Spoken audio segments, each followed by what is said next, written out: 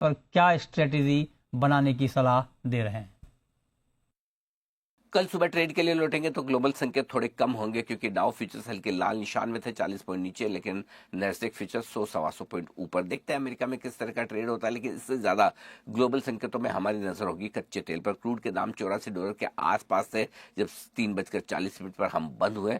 तो देखना है कि कच्चे तेल में किस तरह का एक्शन आपको कल देखने को मिलता है। सुबह सुबह क्या 80 की तरफ बढ़ता है कच्चा तेल या 88 और 90 की तरफ, ये देखना इंपॉर्टेंट होगा। और वही बाजार की दशा दिशा काफी हद तक तय कर सकता है। जैसा आज का ट्रेडिंग सेशन था, लगता नहीं कि एफआईज की तरफ से और लोकल फंड्स की तरफ से खरीदारी बिकवाली के बड़े आंकड़े होंगे। जो कुछ भी होंगे 2-3 हजार करोड़ की रेंज के ही रहने चाहिए, और उसके बेसिस पर आगे डिसाइड करेंगे कि क्या कुछ हो सकता है।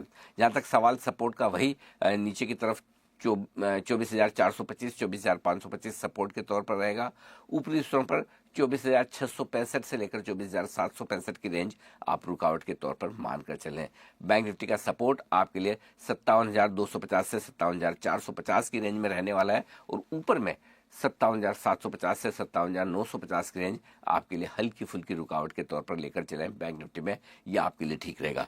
क्योंकि स्टॉक और सेक्टर स्पेसिफिक एक्शन काफी ज्यादा है, तो कल के सेशन में भी मिड कैप और स्मॉल कैप शेयरों में एक्शन भरपूर रहेगा। हाँ, इंडाइसेस में और स्पेशली निफ्टी में एक्शन बढ़ सकता है, लेकिन सेकंड हाफ में जब हम निफ्टी की वीकली एक्सपायरी देखेंगे, और वीकली एक्सपायरी के पहले ये देखना इंटरेस्टिंग होगा कि पोजीशंस ऑप्शंस में किस तरह की बनती है, क्योंकि आज पोजीशन पूरी तरह से पुट और कॉल में 24,600 के लेवल पर ही बनती दिखी। हाईएस्ट ओपन इंटरेस्ट 24,600 के पुट और कॉल दोनों एक ही स्ट्राइक पर बनता हुआ दिखा। तो कल की वीकली एक्सपायरी भी इस लिहाज से रहेगी बेहद इंटरेस्टिंग।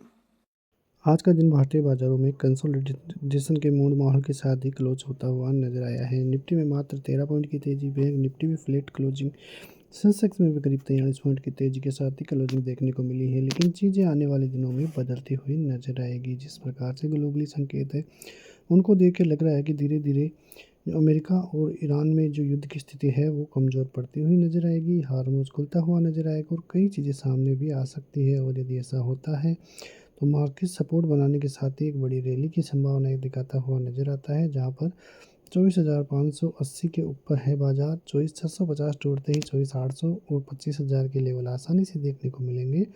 सपोर्ट जोन 24,500 तोड़ते ही 24,200 का रहेगा, और फिर बड़ा सपोर्ट जोन 23,850 का रहता हुआ नजर आएगा। बैंक निफ्टी की बात करें तो फिलहाल 57,600 के ऊपर है। 57,800 पार होते 58,200 500 के लेवल देखने को मिलेंगे। 57,250 57,500 सपोर्ट जोन रहते हुए नजर आएंगे। सेंसेक्स भी अच्छी खासी तेजी ही दिखाता हुआ नजर आ रहा है। फिलहाल एफआईज की तरफ से भी बाइंग ही देखने को मिल रही है। ज़्यादा कोई सेलिंग का आंकड़ा एफआईज की तरफ से भी आ नहीं रहा है, और धीरे धीरे यदि आंकड़ा बढ़ता है तो वो इंडियन मार्केट के लिए काफ़ी पॉजिटिव रहता हुआ नजर आएगा। इंडियन मार्केट के लिए धीरे धीरे चीज़ें भी पॉजिटिव होती हुई नज़र आ रही हैं। क्रूड ऑयल के प्राइसेस में गिरावट इंडियन मार्केट में यही संकेत देता है कि आने वाले दिनों में भी चीज़ें सुधरेगी, और यदि इसके साथ रुपया भी मजबूत होता है तो वो और भी ज़बरदस्त चीज़ इंडियन मार्केट के लिए देखने को मिलेगी। तो कल का दिन जो कि एक्सपायरी का दिन होगा, वहाँ पे ये भी पता लगेगा कि सीएस कितना इंडियन मार्केट में काम करेगा। क्योंकि यदि जो डीके है, मतलब प्रीमियम का डीके 3 बजे बाद में होता है, तो फिर से दिक्कतें बढ़ेगी, वरना इंडियन मार्केट में काफ़ी स्ट्रॉन्ग क्लोजलिटी देखने को मिल सकते हैं। मिलते हैं नेक्स्ट वीडियो में, तब तक के लिए जय हिंद।